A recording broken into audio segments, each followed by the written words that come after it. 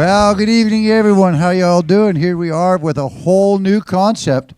We're bringing storytelling, island storytellers, onto a Thursday night instead of a Sunday afternoon. Yeah, and you know what? There's people in the audience, so I think, Lee, you were right in making this decision. Well, you've been out there plugging away, though. You've been over at the library and everything, trying to get everyone involved.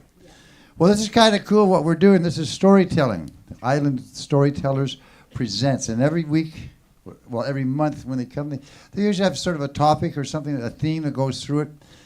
Lee Porteous is the person who got a hold of me years ago, and we were able to put something together about this whole idea of how do we get storytelling out there. And because we're broadcasting live, there's 6 cameras, by the way, and we're not going to tell you where they are. Okay, don't worry about it. It's just a great way to get the whole genre out there, because storytelling, it was a part of my life. I still go back to, I always go back to Aesop's fables for me, right? In that there was a story that would be told.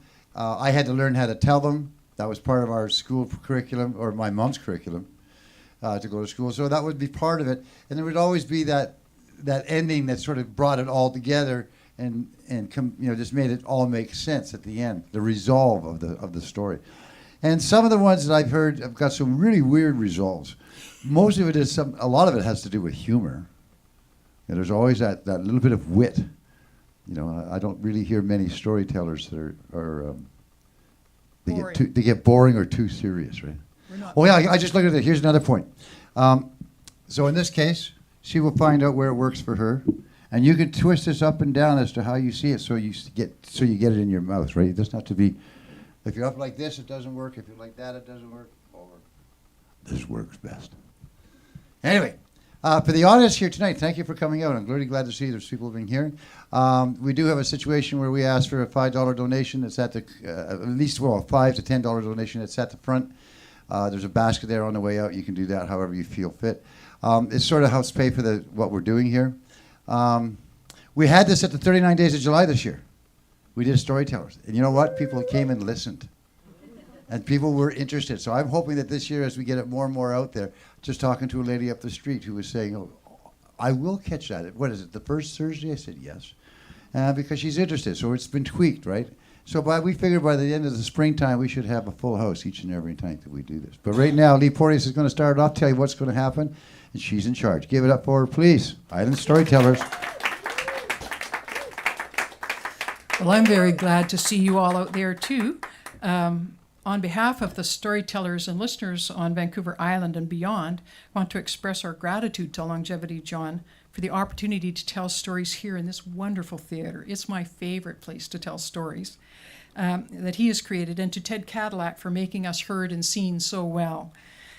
Whenever and however you come to see us, we encourage you to make a donation to help keep the showroom open and stories happening here.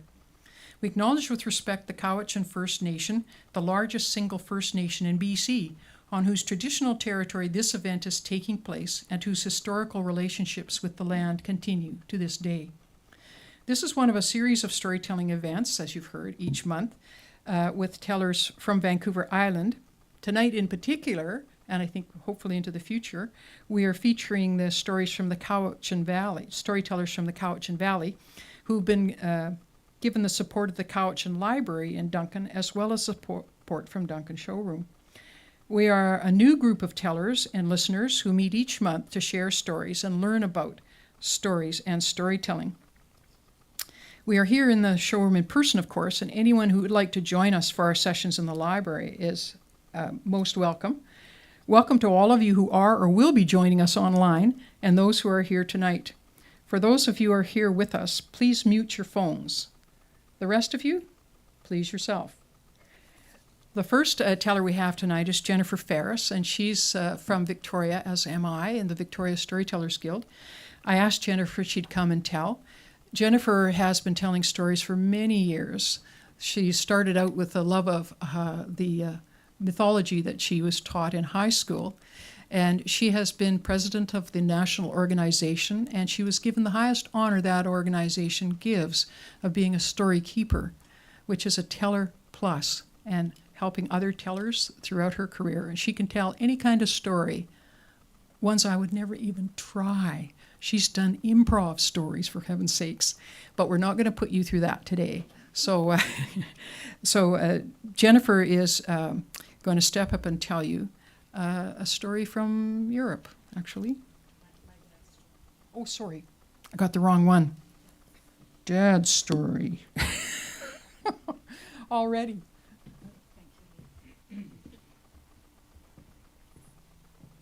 Well, good evening and welcome to everybody. And thanks so much for hosting. Lovely John. So I want to tell you about my dad. He was born in 1909, and I have a lot to thank him for. All those good qualities that we share, a love of history, reading, a lifelong devotion to the radio, and the gift of listening. Of course, there are some things that I do not appreciate in my inheritance from my father's side. Oh, so much procrastination, too much daydreaming, inattention to personal finances, and the balding gene that I've passed on to my sons. But on balance, the good qualities that I inherited from him outweigh the not so good.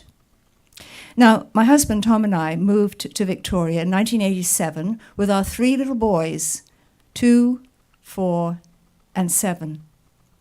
We'd bought a business and we rented a house on Reed Street near Quadra Elementary, if you're familiar with the geography of Victoria. The man who owned the house was a very nice, charming man, and he made us promise that we would stay at least 2 years in the house because he was so tired of people coming and going, leaving the house in a mess. Well, we were delighted to agree. Yes, we'll stay a lot longer than 2 years.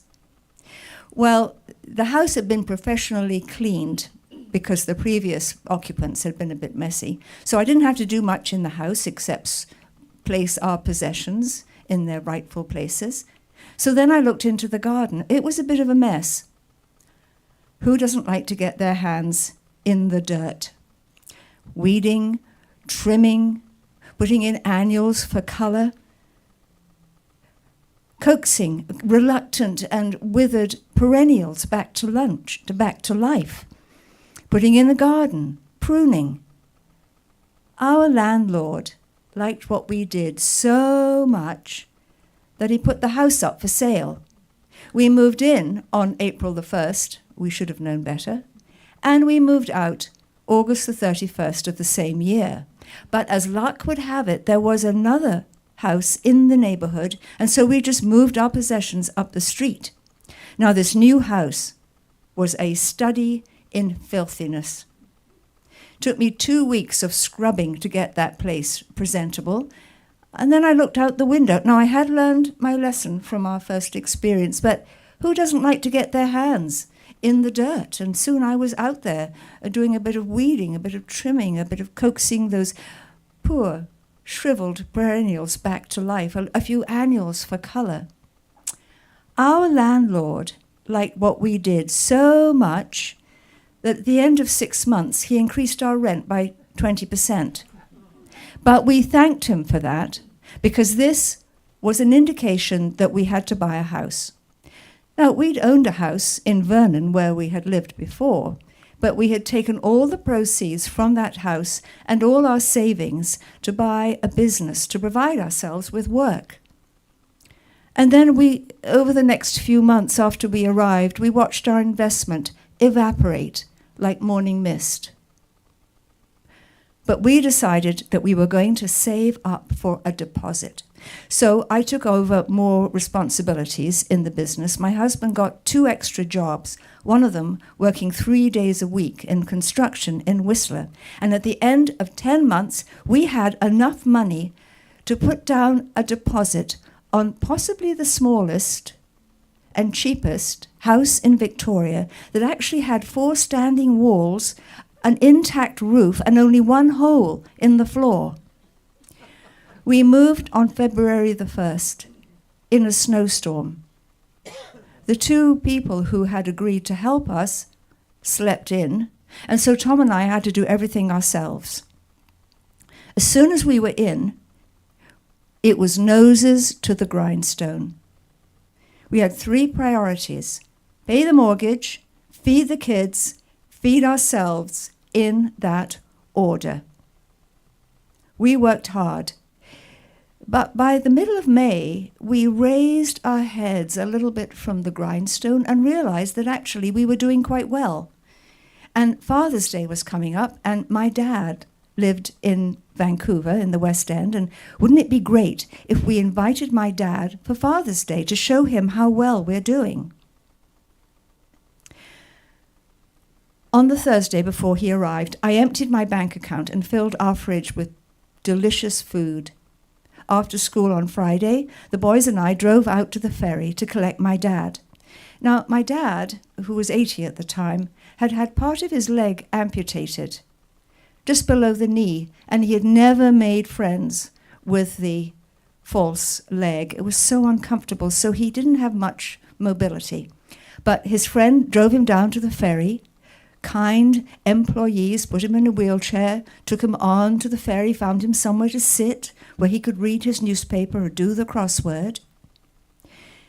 When he arrived at Schwartz Bay, the same employees helped him down from the ferry and right into my arms, and they said, "Your dad is such a nice man." I said, "Yes, I know." You see, my dad was a great conversationalist when it comes to listening. He'd be sitting somewhere, and a stranger would come and sit beside him and tell him their whole life story, or just the troubled part, and he would make the right noises. "Oh yeah, oh no, I'm so sorry. I hope things are going to improve." When they were finished, they got up and they thought that my dad was the best conversationalist in the whole world. Well, we drove home from the ferry and we came into the driveway just as my husband was returning from work on his bicycle. Now, the beauty of this little house on Finlayson was that you could walk around to the back of the house and enter by the back door directly into the kitchen. And you only had to navigate one small step, which made it really easy for my dad. We all crowded into the small kitchen. My eldest son, Hal, ran forward and opened the fridge door to display the treasure within. The first thing I noticed was that the fridge light wasn't working. I stepped forward and put my hand on the milk bottle. Lukewarm. There was an odd, gassy smell, and I realized I was standing in a puddle of water. Now, when we bought that house, there were 3 appliances in the house and the hot water heater. There was a fridge, there was a washing machine, a dryer, and cozied up to the washing machine, the hot water tank. The second day we were in the house, the hot water tank burst at its bottom, and so we had to buy a new one. The washing machine, when he realized that he had to wash the clothes of 3 grubby little boys every single week, threw up his washing machine hands and refused to wash. The dryer never worked. The only appliance left was the fridge, and now the fridge had turned traitor and died. There was complete silence in the kitchen. We had no money to buy a new fridge. I looked at my husband. He looked like this. And I knew that he was a mirror image of what was happening to my body. Silence continued until my father spoke. "Where can we buy a new fridge, and do you think they would take a check?" I was not going to take money from my dad. My dad existed on 2 tiny pensions and the guaranteed income supplement. There's no way I was going to take money from him. "It's all right, Dad, but no, we'll figure something out." More silence. My father spoke again. "I have a little money set aside. This would be an excellent way to spend it." No, no, no. But then I noticed that my husband and my 3 sons had now moved over to my dad's side of the kitchen. 5 against 1. In the end, I did succumb to his offer of paying for a fridge. We went to Sears and a couple of other places, and it turned out that there wasn't enough money set aside for a new fridge, so we went to a second-hand appliance store and bought a new-to-us fridge. And they brought the new-to-us fridge to our house and took away the delinquent. I transferred the food into the new fridge, and we had a wonderful weekend together. My dad lived for 2 more years, and so we enjoyed 2 Labor Day weekends, 2 Thanksgivings, 2 Christmases, 2 Easters, and 2 more Father's Day with him, and sundry birthdays. He visited us often. Never once did he mention the fridge, although I noticed when he walked past it, he always stood a little taller. We called the fridge Beryl after my long-dead mother, and she was with us for quite a long time, the 7 years that we were in that house, and then we moved to another house on Prior Street. She came with us, and we'd been in that house for about 10 or 12 years when Tom said to me, "You know, we don't really know how old Beryl is. She was not in the first bloom of youth when she came to us, and we didn't want her to embarrass herself and let us down when she was filled with food at Christmas time or Easter. So we bought another new-to-us fridge, and we took Beryl downstairs. Now, it's not as bad as it sounds, because she had a microwave and a hot plate for company, and there was a little window so she could look out into the garden. And best of all, every morning, my youngest son, Adrian, who is the spitting image of my dad as a young man, would walk past Beryl, and she could see him as he went into the bathroom. Well, eventually, Beryl went to fridge heaven. We have another new-to-us fridge in our kitchen. But in those years since my father's death, I've tried to copy his acts of small generosity. Nothing heroic. I don't give people piles of money. No. When I see that someone needs encouragement or help, and I think that I could maybe do something, then I offer help. Some people accept with grace, and others say, "No, thank you," not out of pride, not because they have no confidence in my abilities. No. They say that the offer of help was help enough. The knowledge that the burdens we carry on our shoulders are not ours alone to bear.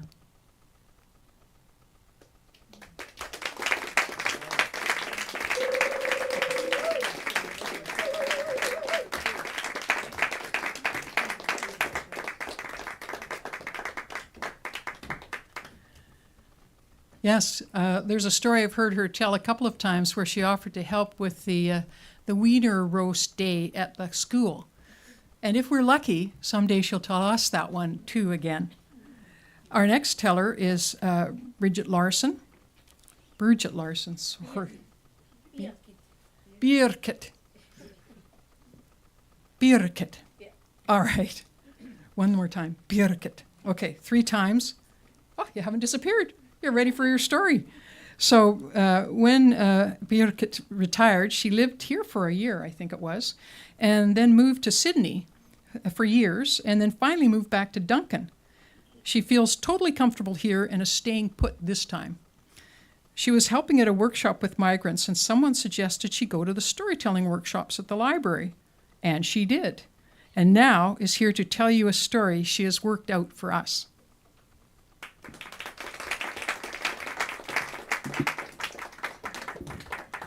I must say, I thought I had a bad life until I listened to yours.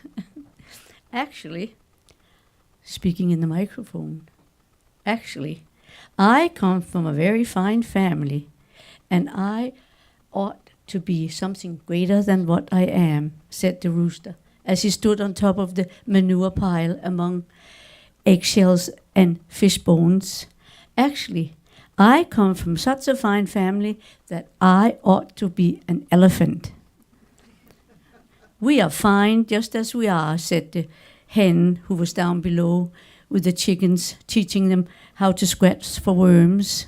She wasn't as fancy as her husband, but her grey speckled attire suited her just fine, and when she walked around the barnyard with her fluffy little chickens, she had nothing to be embarrassed about, not even the manure pile. Fine, just as we are, grumbled the rooster, and he turned his body, and his feathers were sparkling and shimmering. His plumage was full of the most splendid patterns in all colors of the rainbow, and when the wind flew in through the barnyard, his feathers were fluttering. He wore his plumage as a general. I've been thinking about having a party. It gets kind of lonely up here. Once in a while, one must see some other folks. Well, that sounds like a splendid idea, said the hen. But can we afford that? Well, we could invite the goose. She is a little silly, but she tells some funny stories. And then, of course, we could invite the sparrows. They have a lot of children, but they don't demand much. And then we could invite the pigeon. The pigeon has been far and wide and can tell stories from all the other barnyards.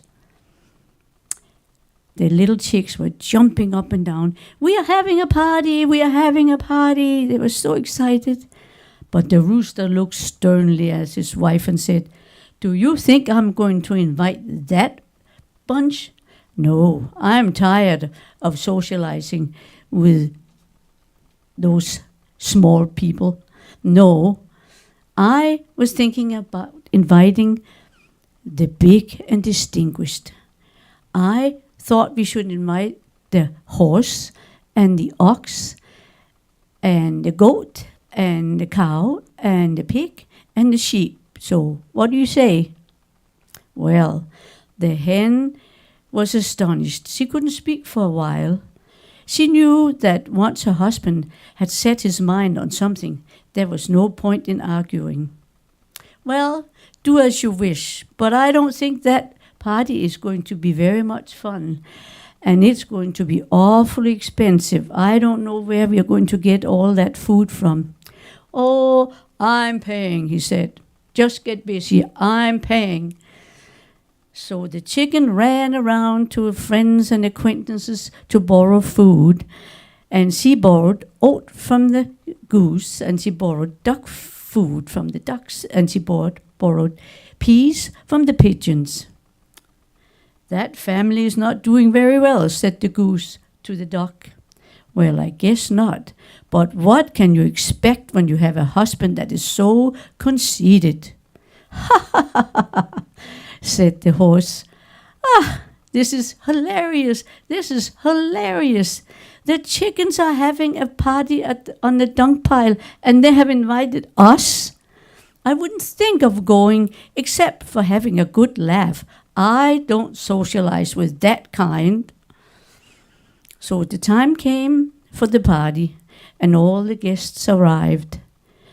And the rooster walked around looking, as if he was saying, don't think you are better than me because you're bigger.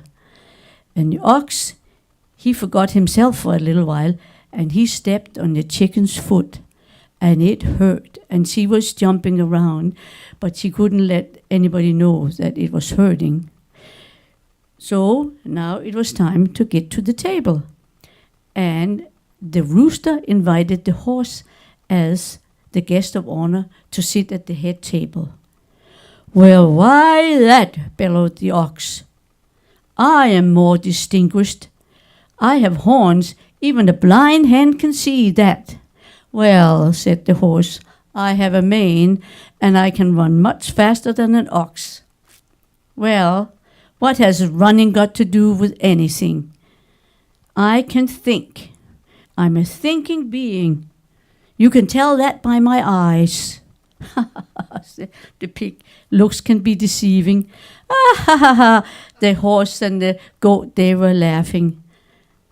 But the ox, he said, I'm not staying at this party where one is treated with such rudeness. I'm leaving." But on his way out, he ate all the oats because he felt that he should have something for his trouble. But the rooster was thinking, this party is not off to a good start. So now it was time for the first meal to be served, which was pickled earthworms. The pig was happy. She slopped it all up. But the horse and the other animals, they were like, "What? We don't eat stuff like that. Ugh, that is not for us. This is a very boring party." And both the rooster and the hen listened. So the hen had to explain to them when the second meal had to be served that unfortunately the ox ate it all on his way out. Well, what kind of party is that when the food you're supposed to eat has already been eaten? The hen was so distressed. She had spent so much time, sweated and toiled all day long, and there was no thank you for her. So she served the third meal, which was duck food. And the horse was saying, "Duck food? I'm not a duck. Ugh, we can't eat that." And the other animals, they were turning up their nose. They were just so disgusted with this food.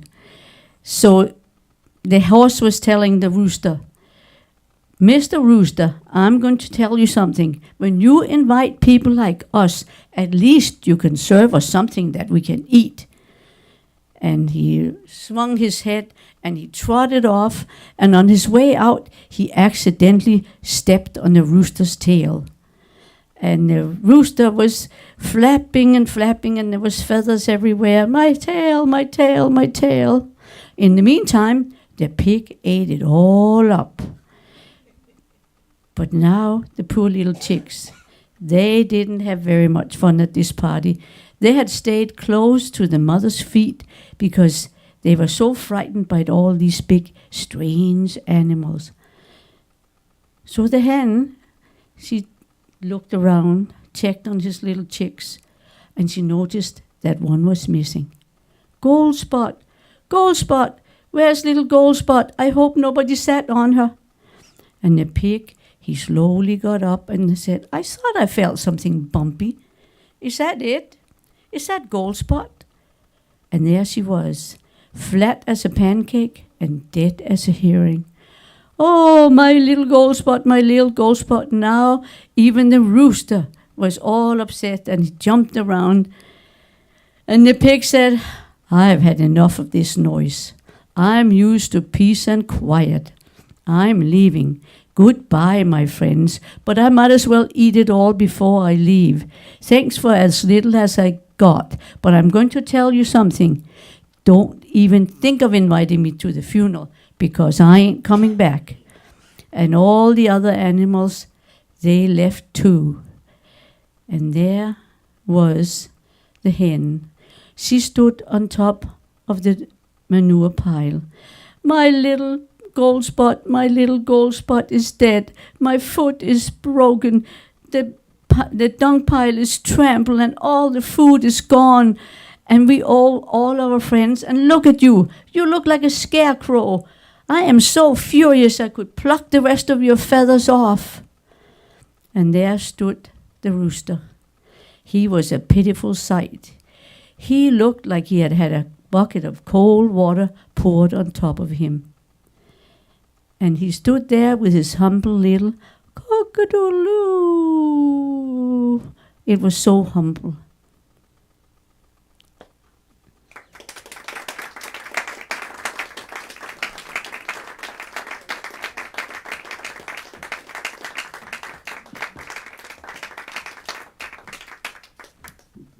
Now, I may lose a little credibility when I tell you that is her very first story. Isn't that something? That's what happens. That's what happens when you come to the library and join with everybody in learning stories. It also is one that she translated. She told me that she remembered this story from a book of kids' stories in Danish, and she tracked it down and translated it for us. So there's several layers of effort that went into it, and I'm very happy to hear it. I've never heard that story before. Yeah, and so our next teller is Hamish Boyd. Hamish and Fief, you'll hear from her later, would often pop out of Calgary, Vancouver, or even India, where they lived, to visit Hamish's mum, who lived in Victoria, or his sister, who lived here. Just before the COVID lockdown, Hamish flew to Duncan. He made it just before the lockdown, but Fief did not. They were separated for 499 days.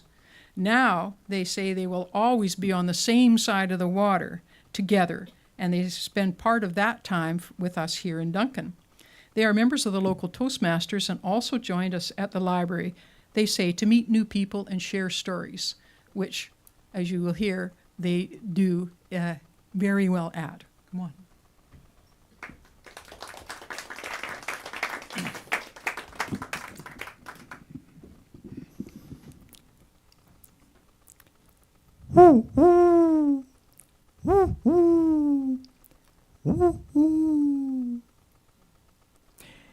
It is August of 1968. I am 17 years old, and I have run away from home. I make it all the way out to Vancouver and stay there in Kitsilano for a while. Then I decide I want to go down to San Francisco, because last summer was known as the Summer of Love in San Francisco with all the hippies. I wanted to go and see if this still existed. So I hitchhiked across the border, and I got a ride all the way down to Northern California. Beautiful. But the driver is heading east, so he drops me off at the edge of a forest. And what a forest this was. Huge trees. How many hundreds of feet tall? I don't know. But then I realize I'm standing in a cathedral of redwoods. Some of these trees over 3,000 years old. I am awestruck, but the sun is setting, and I need to find a place to sleep. So I walk further into the forest and find myself in a bowl of 2 huge roots right at the bottom of a majestic big redwood. I settle in, and even as I hear animals in the forest, I still fall asleep. But then, I poke my head out of my sleeping bag, and I look up, and there on the branch of a tree is a huge gray-brown owl, and he is looking directly at me. But then I look over, and there's one there, and there, and there, and there. I can't count them all, but they are all staring down at me. I feel examined thoroughly. I feel so porous and open, and I am just in awe. I try to move slowly, but the first little twitch that I make, the first one spreads his wings, the second one, the third one, the fourth one, the fifth one, and they all disappear into the forest. March of 2020. I am living with my sister in her townhouse here in Duncan. I have this chance to practice my meditation more thoroughly and more regularly. One morning, I wake up particularly early, about 5. I do an hour and a half of meditation. I have lost my time, but I feel whole and rested. I'm still a little tired because I've woken up quite early. So I lie down on my bed and I close my eyes. And my eyelids turn into blue sky. It's a clear blue sky. I know I'm not dreaming. I'm wide awake. Then a bird flies across my eyelids, across the blue of my eyelids.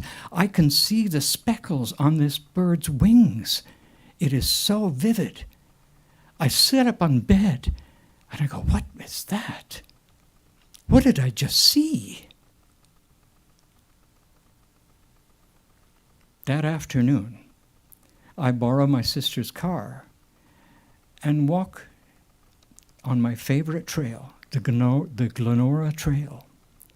I take an hour to go deep into the forest, and when I come to the pond, there are already little tadpoles swimming around, baby frogs.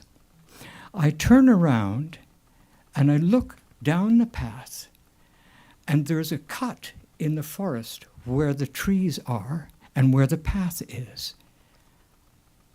A huge bird soars down from the sky and lands on a tree branch not 10 feet away from me. It is an owl, and it has speckles on its wings, and in its claws is a snake still wriggling. I go, what? And I tried to take one step, but the bird, the owl, flies off into the forest. I'm thunderstruck. What I saw in the morning, in reality, I experienced in the afternoon. Was this a dream? Which of these are a dream or a vision for me? Not a week later, I walk out behind my sister's house and go into the little forest just behind. I am sitting there, and then I become aware. I stand up, I look, and at the foot of this big tree is an owl lying there still. I walk over and I see the milky white of dead eyes. What could I do? What could I do? I take the owl, I lift it up, go into the forest, and I bury it in a little bowl, scraping stones and dirt and leaves and branches of trees. And as I stand back, I go, what can I do? What can I do? Then, as if by some vision or magic, I feel the owl in my chest, dwelling there in peace. And the owl says to me, in silent telepathy, I can see in the dark, but you cannot. I know you struggled for so many years to bring yourself to the light. Let me be your beacon of light in the dark to bring you to your dream and to your reality.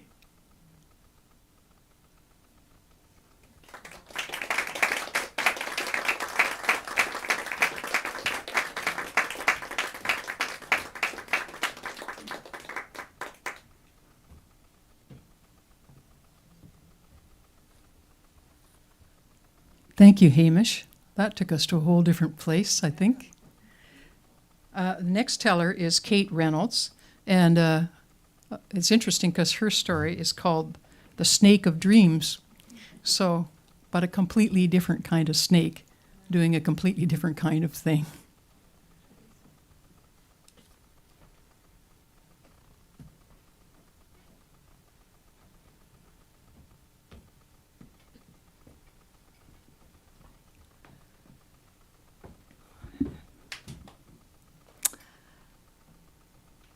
Once upon a time, a long time or a short time, there was a king.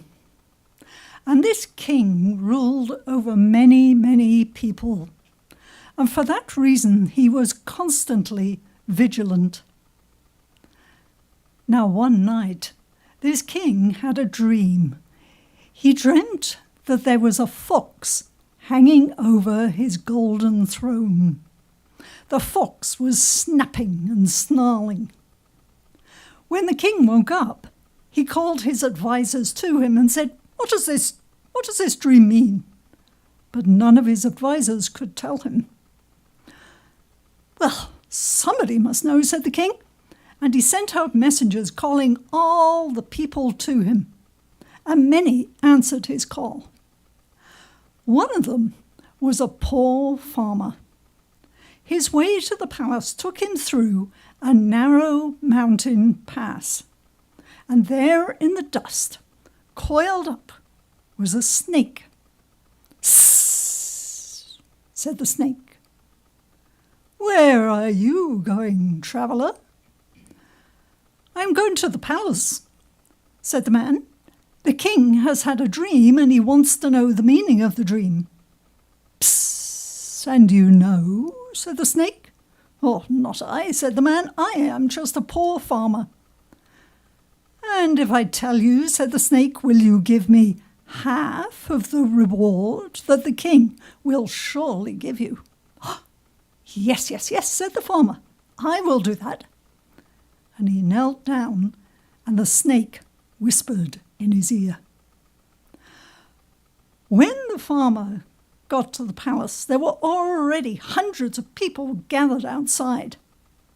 The king came out with his chief counselor, and the herald blew on his horn, and the crowd was quieter. The chief counselor recounted the dream and asked, "Does anybody know the meaning of this dream?" The crowd was silent, except for the farmer right at the back, who said, "I know."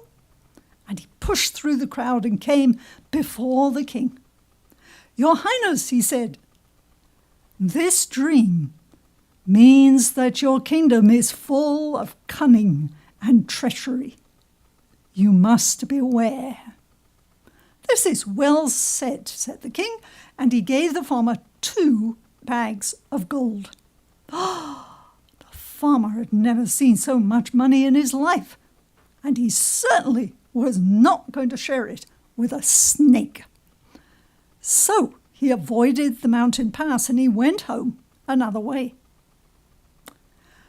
Not long after, the king had another dream, and in this dream he dreamt that there was a sword hanging over his golden throne by a single thread, and the sword was turning in the breeze. The king wasted no time and called the farmer to him. The farmer, with a bit of a heavy heart, went through the mountain pass again, and there was the snake. "Snake, I need your help," said the farmer. "The king has had another dream." Said the snake. "And will you give me half of your reward this time?" "Oh, yes, for sure I will this time. You can count on me," said the farmer. And he knelt down, and the snake whispered in his ear. When the farmer got to the palace, he went into the great hall, and he knelt down in front of the king, and he said, "Your Highness, this dream means the people in your kingdom are full of hate and anger.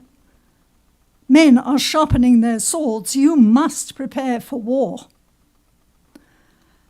"This is well said," said the king, and he gave the farmer 4 bags of gold.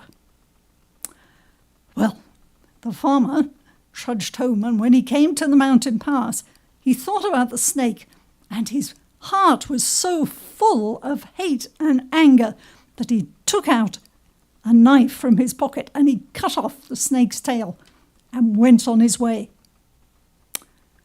Well, as we know, things happen in threes, so again the king had a dream, and this time he dreamt of a sheep hanging over his throne. It was a carcass of a sheep, and it was fat and sleek and slit open, ready for roasting. So the king called the farmer again, and the farmer, with a very heavy heart, came to the mountain pass. There was no snake. "Snake, snake," he called. "I need your help."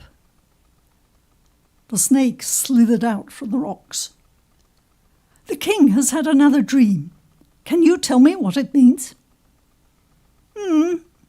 "That I can," said the snake, "but will you give me half of your reward?" Yes, yes, for sure I will. I will this time.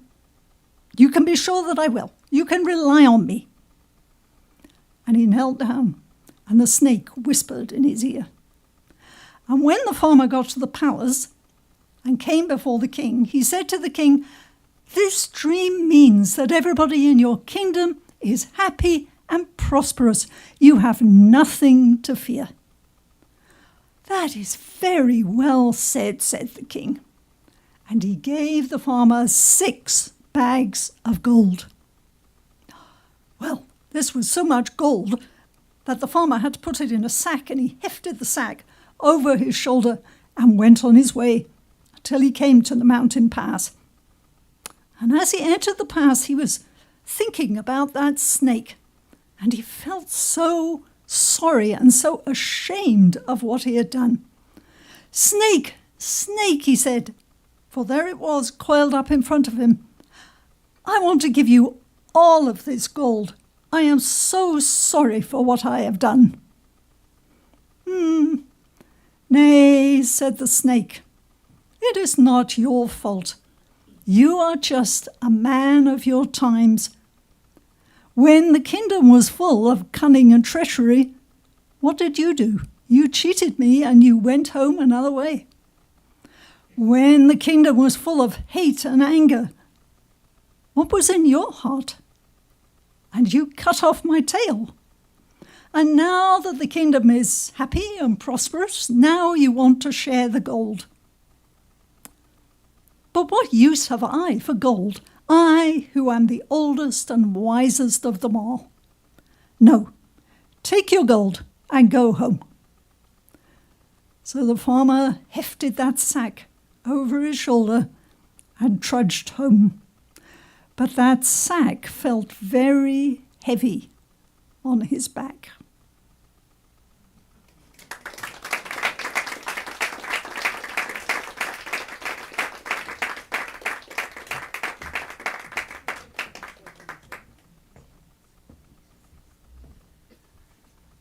Well, I guess I was so excited to hear that story, I forgot to tell you about Kate. She lived on Gabriola Island for about 30 years, and she moved to Duncan only a year or so ago and joined our story group as soon as we started. She was a Waldorf-trained teacher, which has given her a deep background in story and storytelling. Lucky for us, I think. Our next teller is Dylan Fry. He says he's been a wanderer for quite a few years and was drawn in the direction of Duncan by the Vipassana Center. He joined the Toastmasters here to build his confidence in public speaking and found that the part he enjoyed most of Toastmasters was the storytelling. And so our wanderer found his way to our group at the library and to us here today.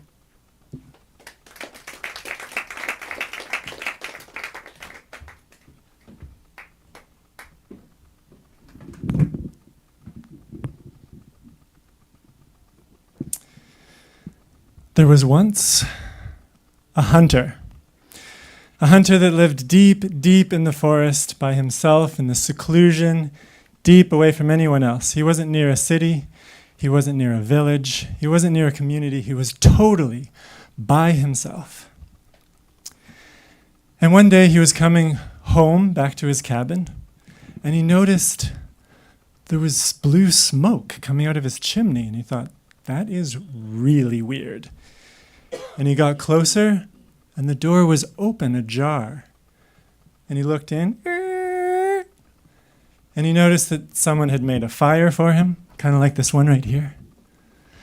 And they had washed his clothes, they had folded his clothes, they had even sewed up some of the holes that were in his clothes.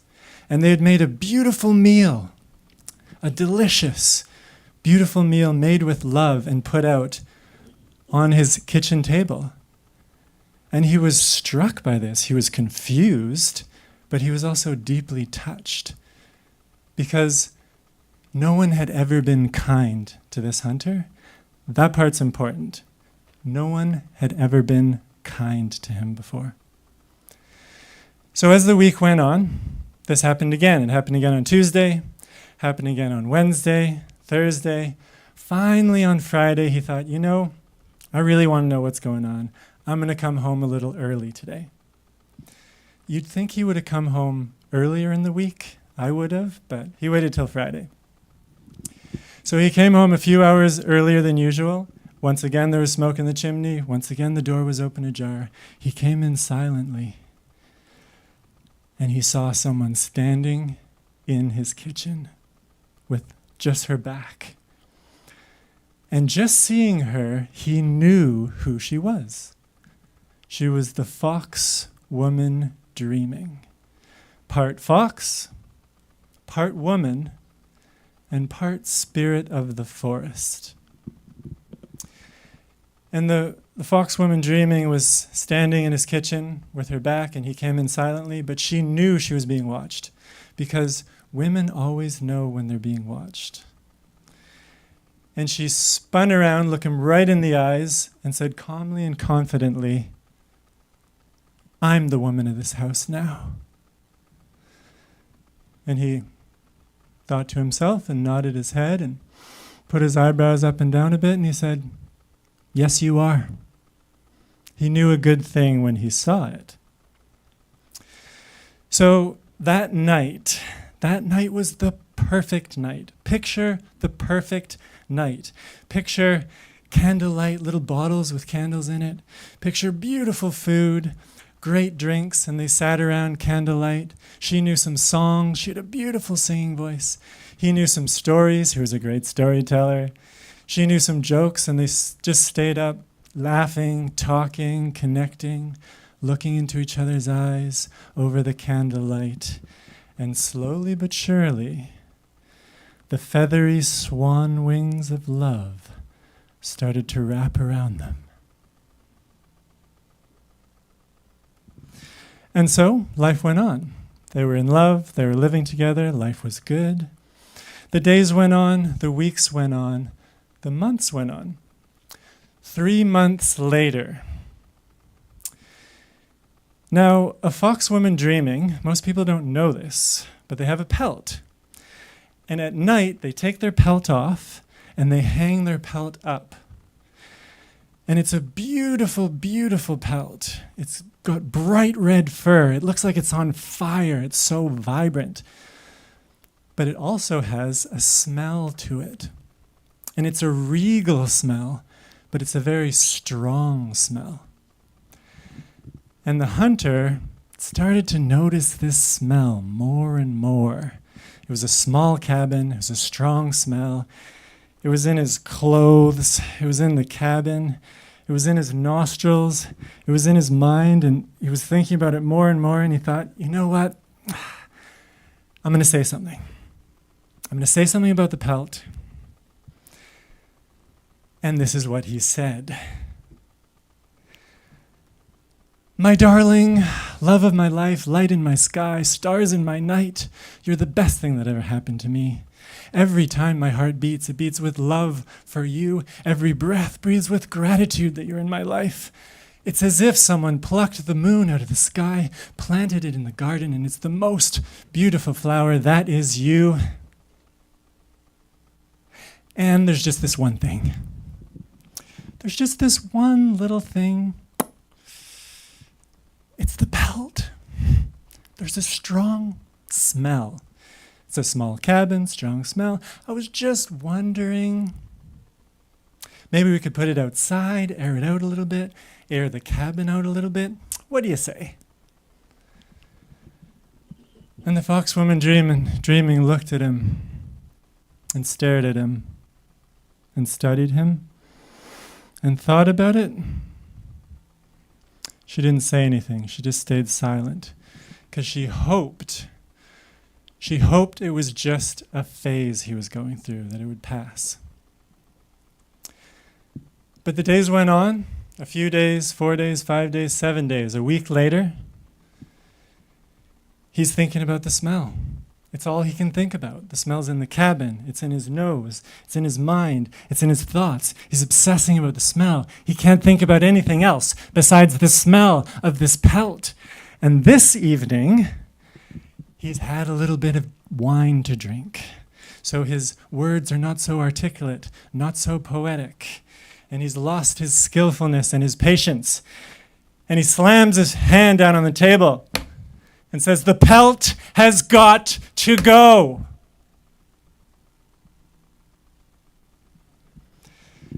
And that woman, that night, he goes to bed, he goes to sleep, he wakes up in the morning,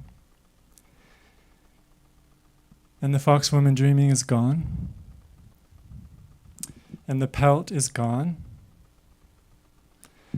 and the smell is completely gone.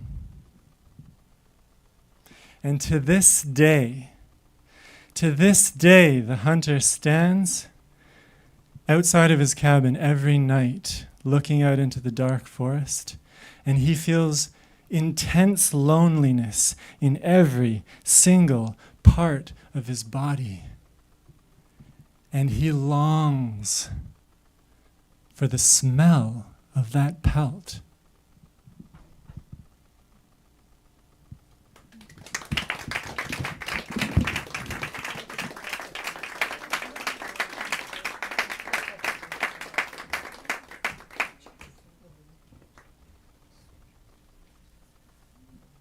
Now, we are just about 8 o'clock, and we have 4 more stories for you to hear.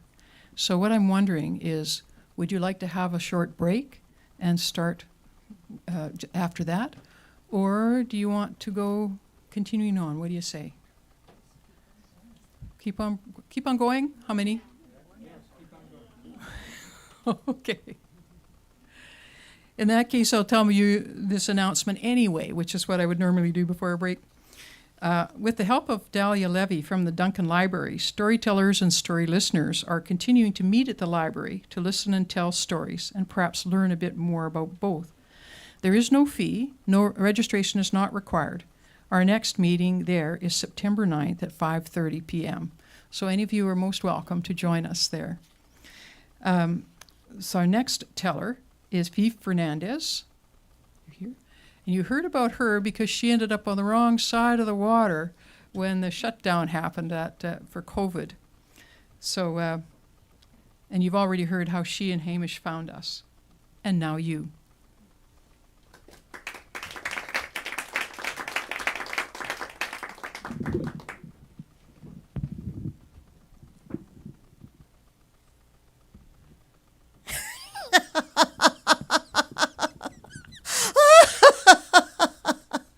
We were walking across a crosswalk.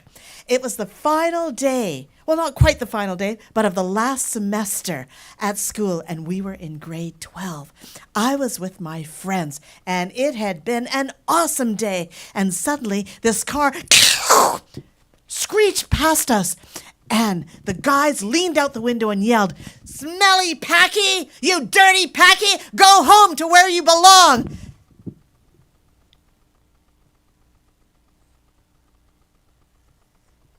Tears started to well up in my eyes, and I felt a dagger go through my heart and my stomach.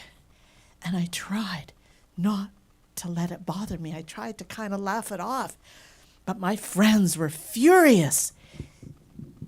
They said some horrible things to those boys. That night, I went to bed, and I couldn't get those words out of my head. And I thought, you know what?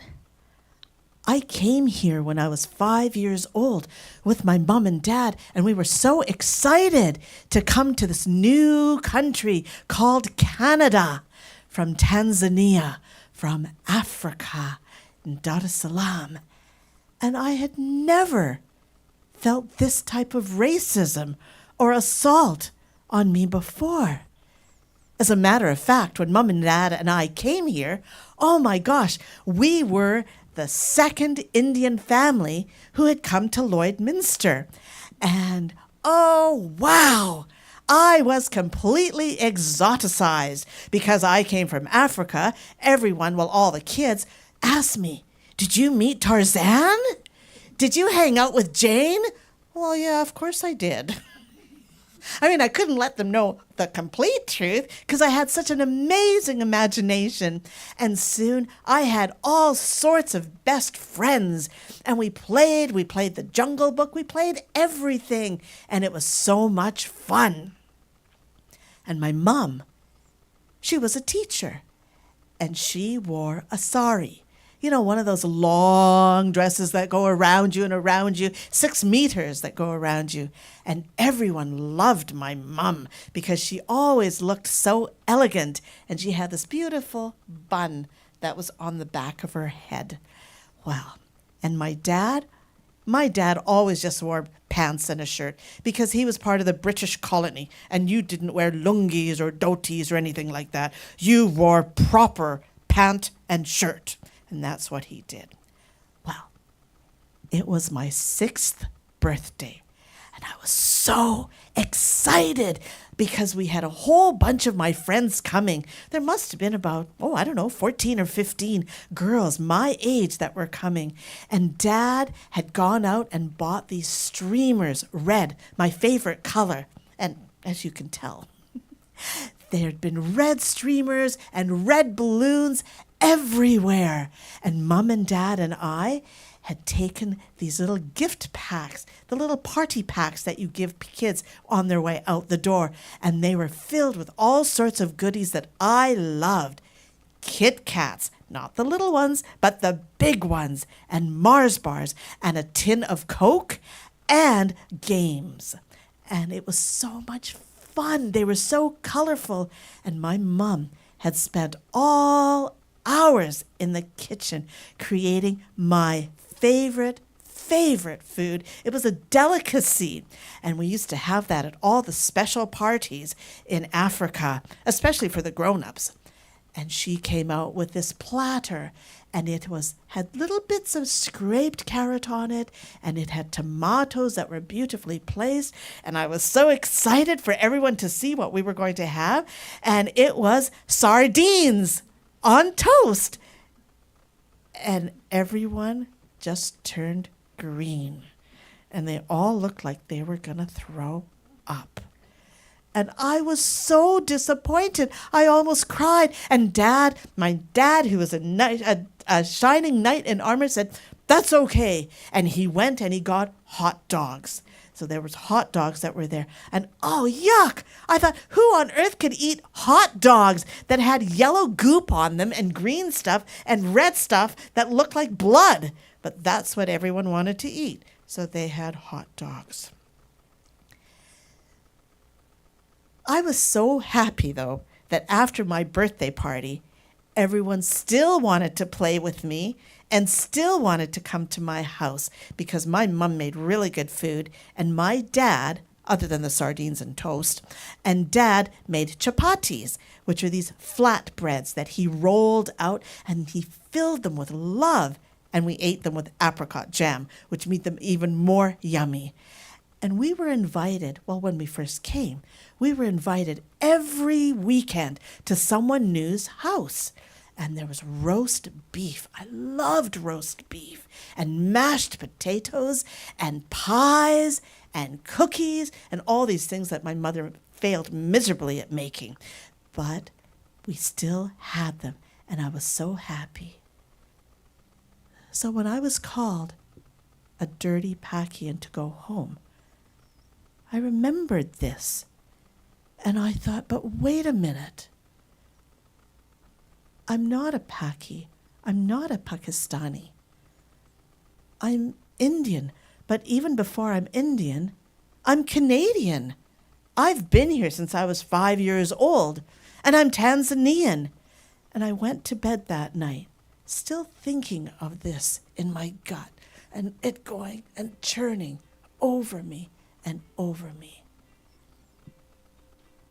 And that night, I woke up at 2:00 in the morning, And at 2 o'clock in the morning, it was very, very clear to me that I had to go to India because that's where my roots were. Even though I was born in Tanzania, my mom was born in India. My dad was born in Tanzania, but came from India. And he had blue eyes and very light skin because he was probably, well, a product of rape and pillage in the 14th century. So I decided I am going to go to India to find myself. I think most kids that age go to wherever to find themselves. And I said to Mom and Dad, for my graduation present, I don't want a car, but can we go to India as a family? And they said yes. And so I went to India because, you see, I have brown skin. And people would always say, oh, but are you Hindu? No, I was born and raised Roman Catholic. Oh, are you vegetarian? No, my family has always eaten fish and meat and, well, sardines, as you know. And they would say, well, do you speak Hindu? I said, no, a Hindu is a person. Hindi is a language. And they would ask me all these questions because they stereotyped who I was. So I wanted to go to India to find out, who am I? What am I? And so I went to India. I spent 20 months there, but I didn't go and meditate with the yogis in the Himalayas. I didn't learn all about the Mahabharata. I didn't do all those things that most people go to India to do. I went and I discovered who was in me. I was a Roman Catholic girl. Not that I ever practiced it. Later, even though I was brought up that way, I lived with nuns that were awesome, that were fun, that were crazy women, and we had fun. I had vegetarian food, but I didn't turn vegetarian. I learned to meditate, but I discovered who I was. I had friends who were Buddhists, who were Hindus, who were Jain, who were Christians, everything. And we discovered together that we are the same, but we're each different. We each have that same soul. We laughed, we danced, we chased boys, we loved boys, and they loved us back. And what we discovered was inside each of us was a little part of everyone. But most importantly, there was a part that was all of me. And so, yes, my name is Fifth. I am of Indian origin. I was born in Tanzania. I am married to a beautiful Scottish man that I met here. I am all of those things, and in the morning, I am vegan. In the afternoon, I'm vegetarian. And in the evening, I love my sardines on toast.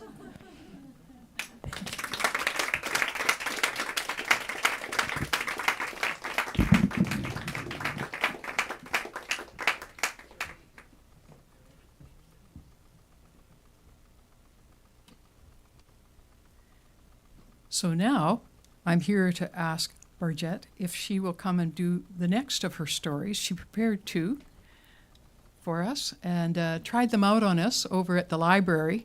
And I couldn't let her get away with without telling both of them because I love them both. All right. Talk about religion. The rooster who wanted to go to Rome and become the Pope. There was a rooster and a hen, and one day the rooster said, I want to go to Rome and become the Pope, and you're going to be my popist. I'm not sure what it's called. But he realized that he needed a wagon. So he started scratching in the dirt, and he found a big wooden spoon. Great, he thought, there's my wagon. but I need horses too. So he scratched a little bit in the dirt and he found 2 mice. Great, now I have my horses. So he scratched a little more and he found some rope, and now he had the reins so he could tie the horses or the mice. And so he and his hen got in the wagon and shoo, off they went. And a little way down the road, they met a sparrow. And the sparrow said, "Can I come with you?" And the rooster said, "You sure can, but the wagon is small and the horses are not very strong, but it is easier to ride than walk, so hop on in."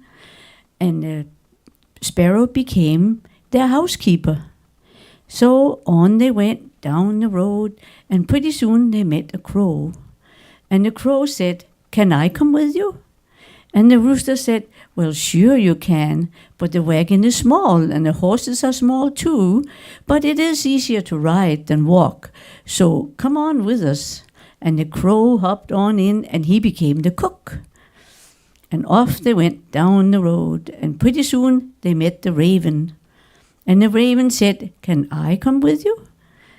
And the rooster said, "Well, you sure can, but the wagon is small and the horses are small, but it is easier to ride than walk, so hop on in." So off they went down the road, and they met a fox. And the fox thought, "What is that strange vehicle and with those creatures on?" So he stopped and then he said, "Who owns this vehicle?" And the rooster says, "I do. And may I ask, where are you going?" "Well, I'm going to Rome to become the Pope, and this is my popist. And we have the sparrow. The sparrow is the cook, and the crow is the sparrow is the housekeeper, and the crow is the cook, and the raven is the kitchen help." "Well," he said, "there's a long way to Rome. Why don't you all come to my den, and I will feed you, and then you can go on your way." So there they go. They all go to the den of the fox. But the fox says, "Before I feed you, you have to sing a song for me." So the rooster cock-a-doodle-doo, and he sings his song. And when he's finished, the fox says, "I'm going to eat you now." So he eats the rooster. And then he says to the hen, "Now you sing me a song." And she cackles and she makes noise. And when she's finished, the fox says, "Well, I'm going to eat you now." So he eats the chicken. And both the crow and the raven goes the same way. But when it comes to the sparrow, and he asks the sparrow to sing, the sparrow says, "Well, I can't sing unless you open the window a little bit." So the fox wanted to be nice, and he opened the window a little bit, and shoop, out goes the bird. And the bird is the one that lives to tell the story. It makes me think of my son that said to me once, "The one who lives the longest is the one who gets to tell the story."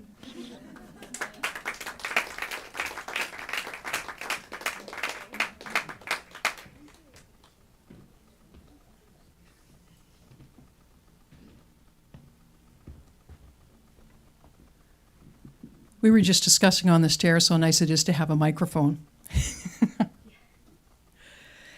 Anyway, so next is Jennifer Ferris. And we were talking on the way up, what to tell and discussing this, so I can hardly wait.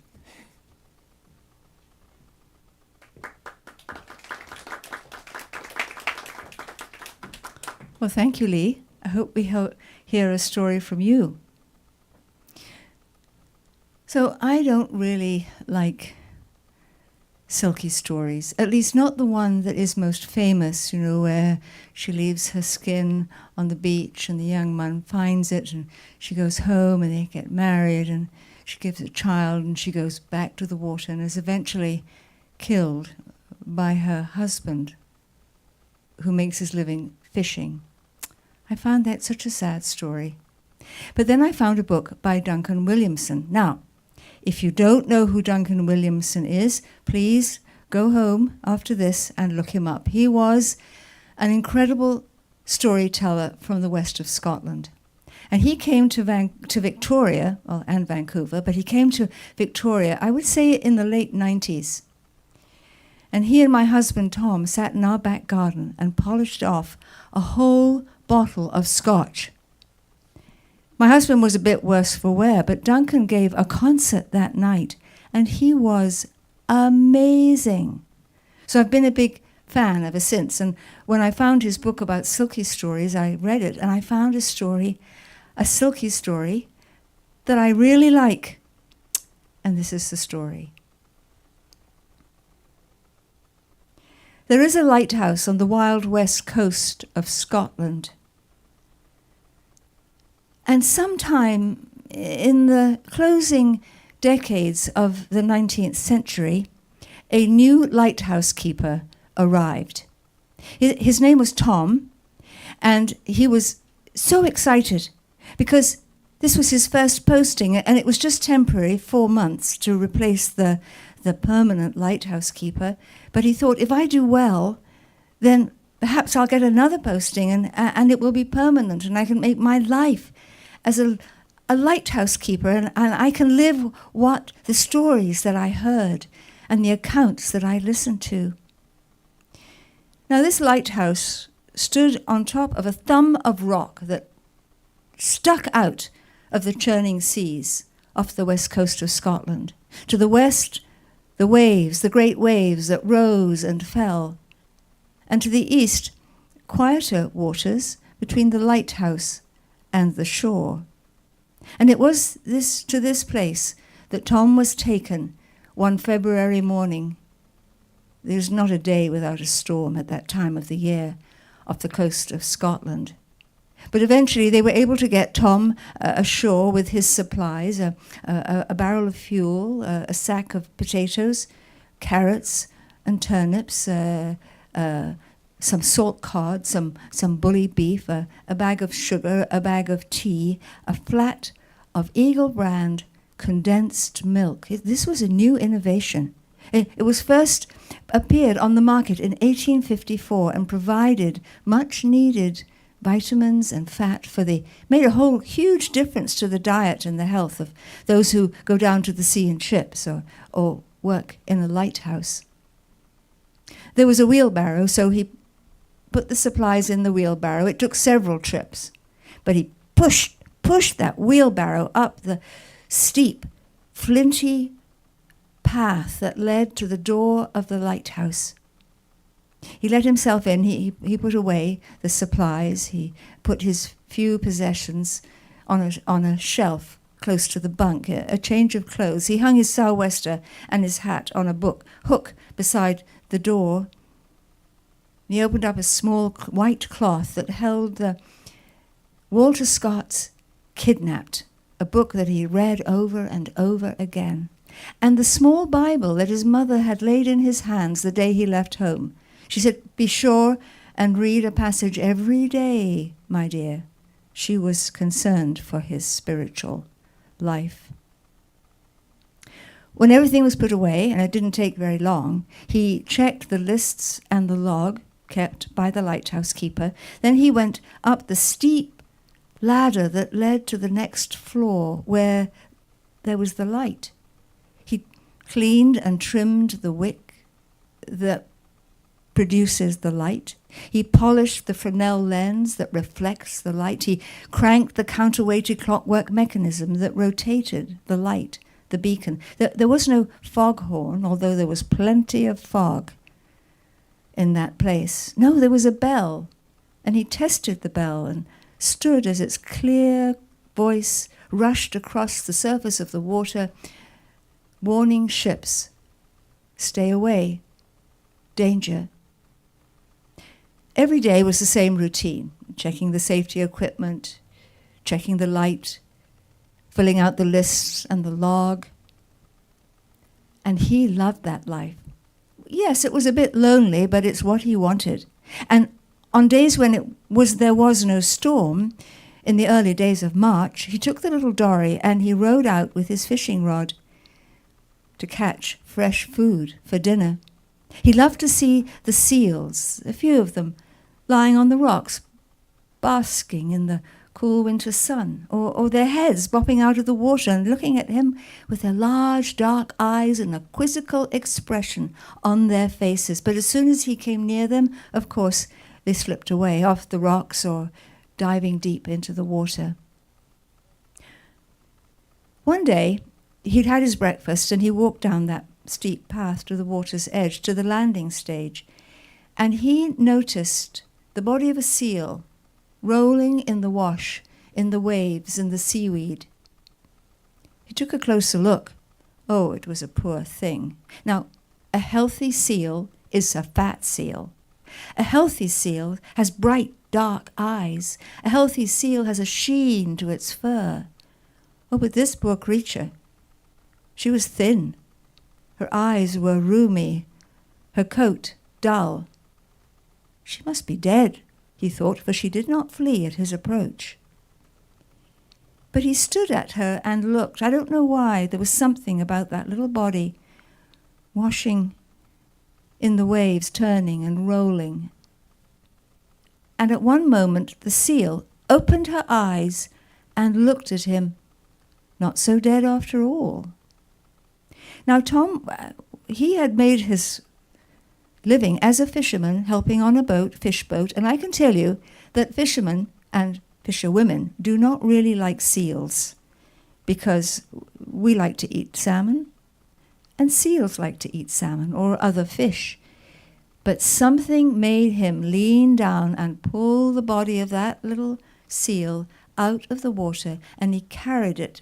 It hung limp in his arms, carried it back up the path to the lighthouse.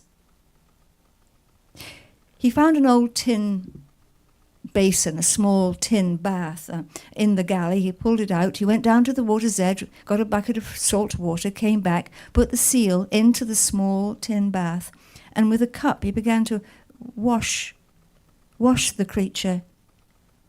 And then he noticed a fishing line tied tightly around its flipper, digging deep into the flesh, so that the flipper was also cleaved in two. Oh, no wonder you're hungry. You can't hunt with a flipper like that, he said. And he went about cleaning the wound. And then he remembered that his mother had given him a small sewing parcel. So he went to his possessions, he took out his little sewing kit, and he threaded a needle, and he began to stitch the two pieces of the flipper back together with small, neat stitches. Mother would be proud, he thought.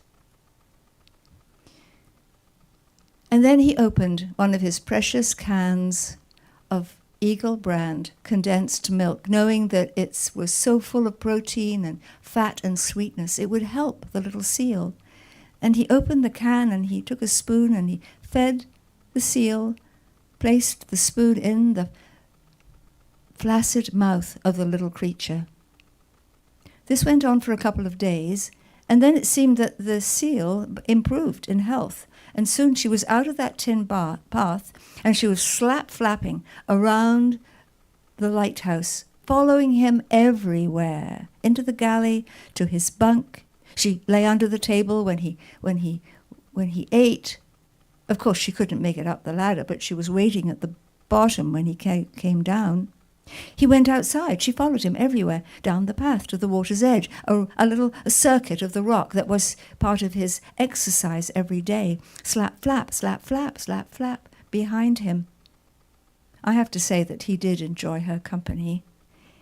And he did speak to her, although he did not expect a reply. Her health continued to improve, and there was a niggling little thought at the back of his head, and he remembered what his granny would say: wild creatures should stay in the wild. And he knew that one day she would leave. And yes, that day came. It was quite early, just after breakfast, when the little seal went to the door of the lighthouse. He opened it for her, slap, flap, slap, flap, slap, flap, down the path to the water's edge. He stood by the door. He did not attempt to stop her. And just when she reached the landing stage, she turned and raised her flipper as if to say goodbye. And she slipped into the water and began to swim away, out and around towards that wild sea where the great waves rise and fall. "Don't be a stranger," he called. He watched until she was no more than a grey streak cutting through the water, and the last sight of her, she was on the brow of a wave, and she turned on her side and waved her flipper as if to say goodbye. Well, things returned to normal. Yes, he missed the little seal, but he always had plenty to do every day. There was so much to do being a lighthouse keeper, and he loved every minute of it. And yes, it was going well. Too well. One morning he was climbing down the ladder. Did he lose concentration? I don't know. His foot slipped and he fell to the ground. Well, you know how you put out your hand to stop yourself. It's instinct. He heard the snap of the bone just before his head hit the ground and he lost consciousness. When he emerged from the blackness and the darkness, he could feel the throb of the pain in his arm. He dragged himself up, staggered over to the table, lay the arm gently on the table. He pulled back his sweater and his shirt, and he saw, there was an awful kink in the arm. No feeling in his hand, no movement. What was he to do? Well, truth be told, he was quite glad that there was no telegraph communication with the mainland, for he knew that if his supervisors found out what had happened, they would come immediately, take him off the rock, and he might not get another job for years. What am I to do? He thought. And it was then he heard something. What? What was that? A knock at the door? Who could have come, especially at this moment? The knocking persisted, so he stood up and very carefully supporting his injured arm, he went over to the door, he opened it, and on the step was a young woman, quite short. She had a pale brown face, bright dark eyes, short dark hair. She wore a long grey coat that went right down to her toes. "Where did you come from?" She didn't answer. She just pushed past him into the lighthouse, and she took hold of his sweater, and she began to pull him gently towards the table, made him sit down. She sat beside him. She examined his arm. "Who are you?" said Tom, and where have you come from?" "Oh, you don't speak. Can you write?" And he pulled a piece of paper and a pencil close to her. She shook her head. "Oh, you can't write." "You are a mystery. Where did you come from?" She said not a word, but she set and splintered his arm, laid it gently across his chest, supported by a sling. And then she got up from the table. She took off that long grey coat. She folded it carefully, put it down by the door just beside his sou'wester. She went over to the galley. She filled the kettle with water, put it on the hob to boil. When the water was almost boiling, she reached into her pocket and took out a piece of seaweed.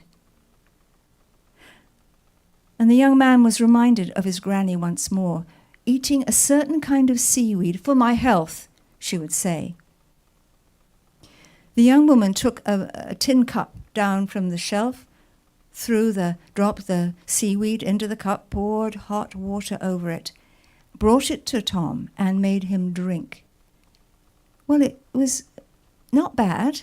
I mean, briny, as one would expect, but there was an odd, kind of earthy taste to it. She made sure he drank every drop, and then he become so very tired. She helped him over to his bunk, covered him with a blanket, and he went into a sleep, a deep, dark sleep, a deep, dreamless sleep. He woke at one point. He could hear somebody walking on the floor above him. He fell back to sleep. When he awoke the next time, she was there at the hob, making a cup of tea with him with that seaweed, and she made him drink it. And that's how it was for, I would say, 2 days. Drinking tea, sleeping. Drinking tea, sleeping. But on the third day, he was strong enough to get out of the bunk and go over and sit at the kitchen table. She had prepared a meal for him. There was boiled potatoes, carrots, and turnip, and fresh salmon. He had caught salmon the day before. She must have found it in the little stone shelf where he kept fresh things. They both ate. He ate. She ate. Just the salmon. She ate a lot of salmon.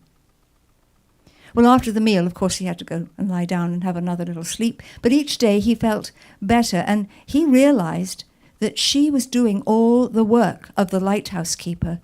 The light, the wick, the polishing the Fresnel lens, cranking. The only thing that she couldn't do was fill in the log. And soon he was doing that with a shaky left hand.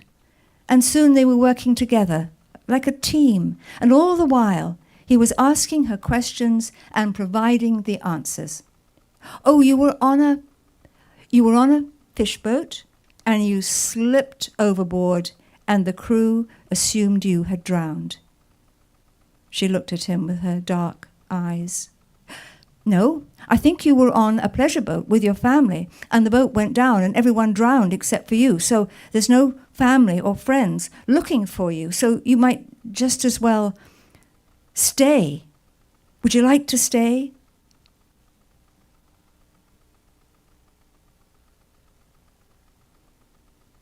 Two weeks after his accident, Tom's arm was completely mended. He had moved his fingers. There was no pain. In fact, he thought his arm might be stronger than it had been before. But there was that niggling thought again. His grandmother's voice. Go away, Granny, don't say it. Wild things must stay in the wild. One morning, just after breakfast, when the breeze was light and the sun was bright, the young woman got up from the table. She went over and picked up her grey coat. She let it fall free, put it over her shoulder, her arm through the sleeves.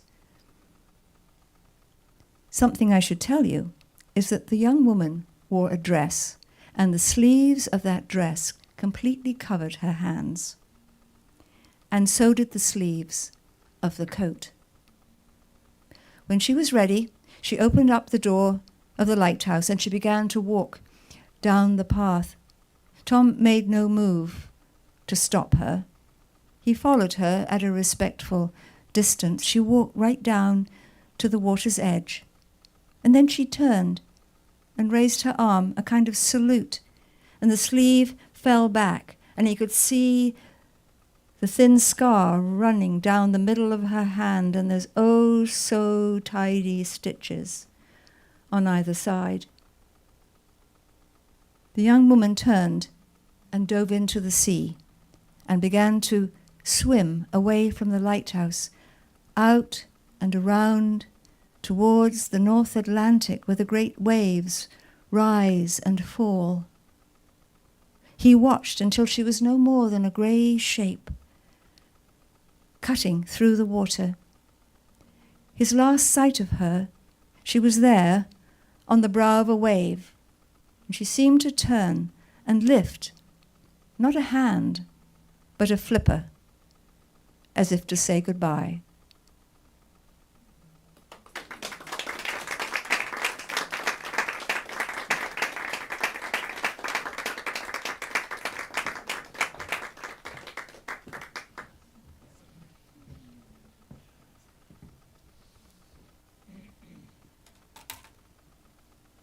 Well, that was worth waiting for, wasn't it? To the end. I do have a story for you. This is a story I found quite a few years ago when a friend of mine invited me to tell a story at her 40th wedding anniversary. Not the usual thing you do, but so I went looking for stories, and this one is one that's traditionally told at weddings or anniversaries. It's called, what is it called again? It's called the wish ring. There was a young man and his young wife. They had 2 pieces of land. They worked hard, but they never could quite get ahead. And so one day, it was a hot day, he had been working in the fields, and he was sitting by the road under a tree having his lunch, when he saw an old woman making her slow, painful way down the road. She looked exhausted to him, so he called her over to join him. She came and sat with him in the shade, and he shared his lunch with her. And they talked for a while. But there came a time when the young man had to get back to work, and she could see that. And she said, "Now, young man, you have been kind to me, and I would like to do something for you. If you follow the fork of the road here, this one, to your right, and you go for 2 days, you will come to a vast forest. In this forest is a tree that is taller than all of the others.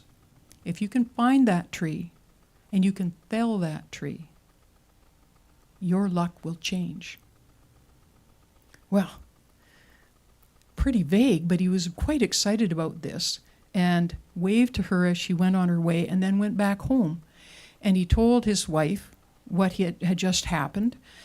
She was a little dubious, but he was pretty clear this is what he wanted to do, and this was a chance for them somehow to get ahead.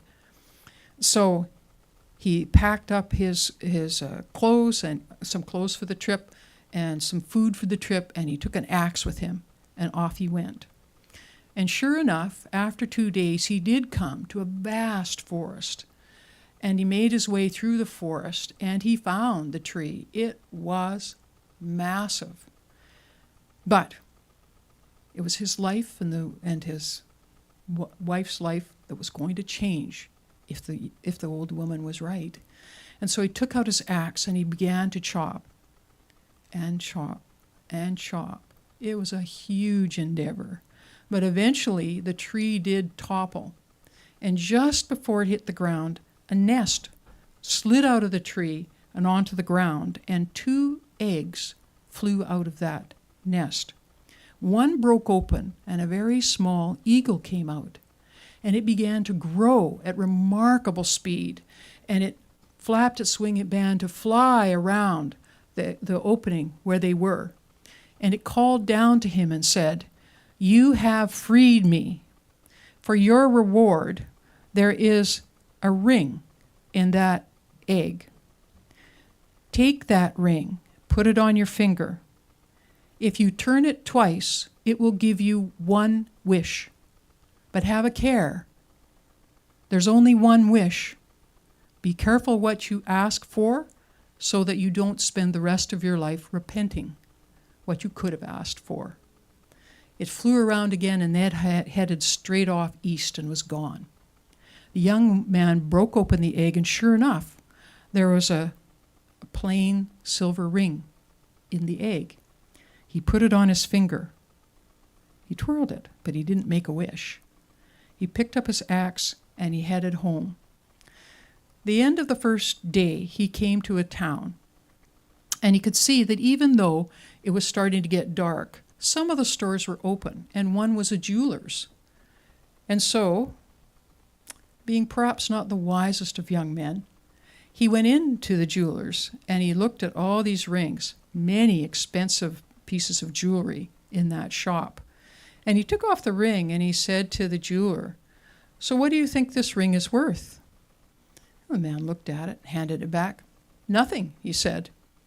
"Aha, that's where you're wrong. This is a wish ring. If you turn it once on your finger, you get a wish. You can wish for anything. So this ring is actually worth more than all of your goods combined." He was speaking to the wrong person. This was an avaricious, unprincipled man. And he pretended to warm up to the young farmer. "Well," he said, "what an honor to have such a ring in my premises. Why don't you stay and have dinner with me? And you could stay the night here and start out fresh tomorrow morning."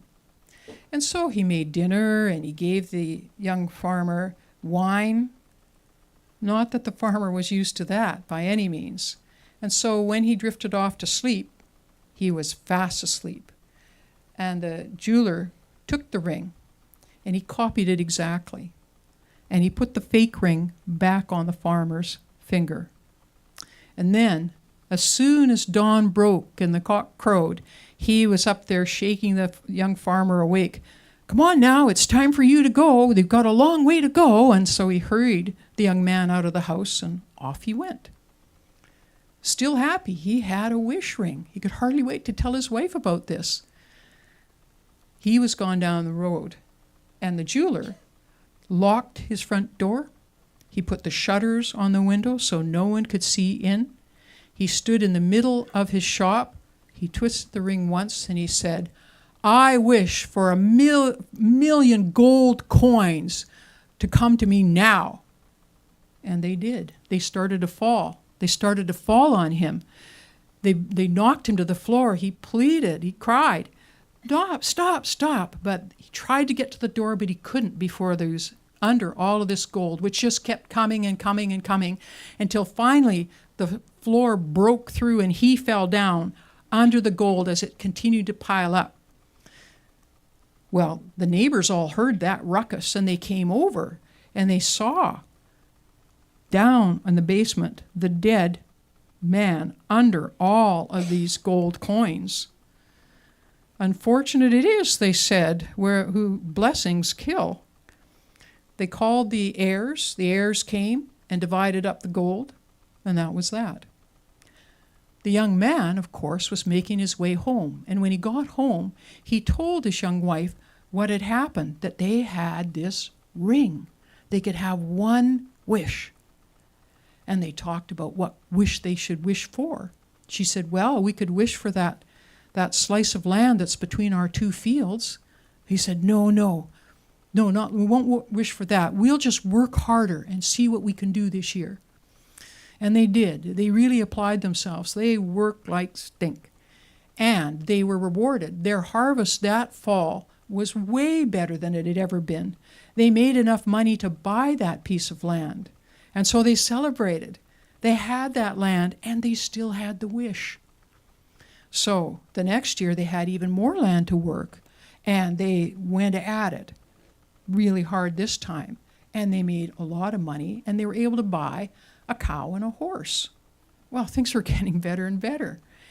And so another year they now had the horse to help and they got some more land and they did even better. But the wife began to think, well, this is a lot of hard work for you. You could wish to be a king.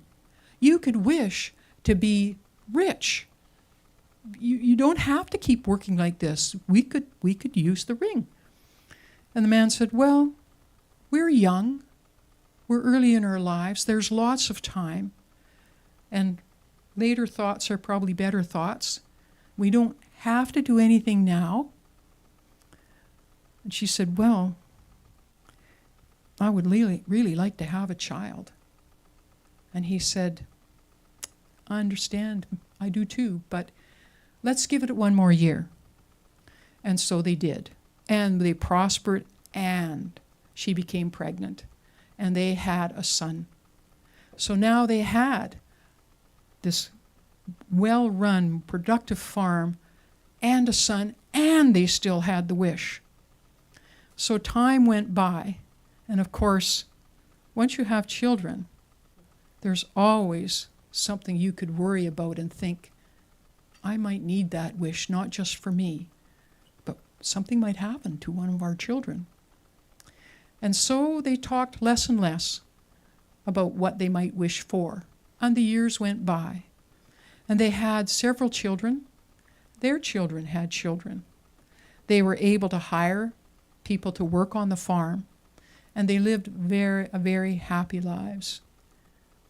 And then, when God was perhaps the kindest to them of all, they both passed away the same night, peacefully and happily. Then, of course, the family gathered together, all the children, their children's children, and their children's children's children by this time, and they were preparing the bodies for burial and for the service and such. And one of the grandchildren asked for that ring that his grandfather had always worn. The eldest son said, no, there was always something about that ring, something mysterious. I could see my father turning it on his hand and my mother watching him. Maybe she gave it to him? But nothing was ever said. I think it should stay where it's always been through his life. And so it was that the wish ring was buried with its owner. The ring that had no magic at all, but brought with it everything that could be wished for.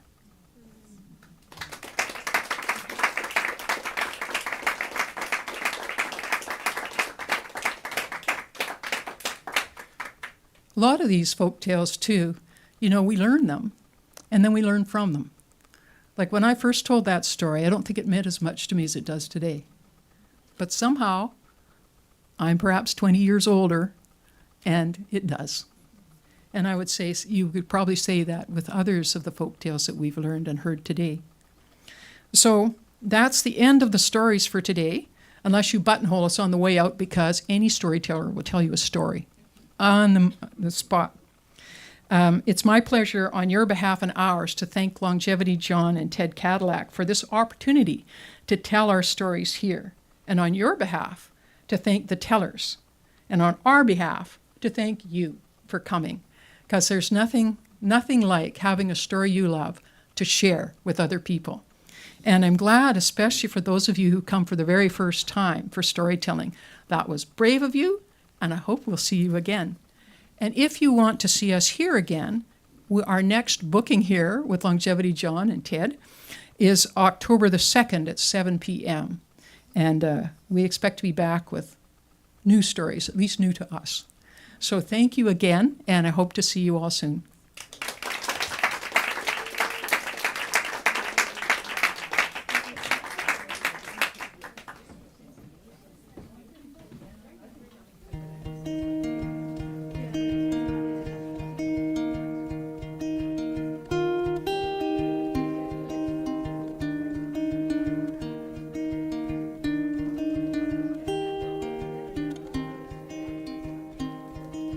Stories we have that we tell ourselves, stories that bend with time. Histories change like books on a shelf, pages that need a rewrite.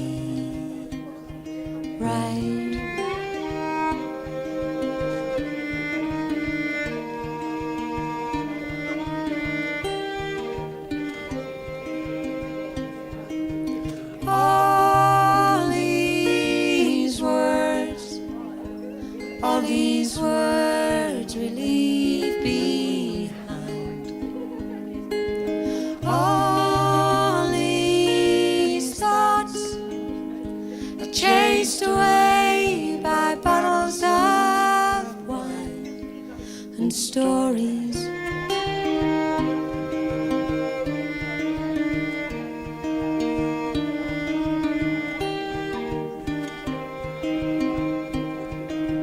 Memories fade, we polish the past and let all the sorrow rust.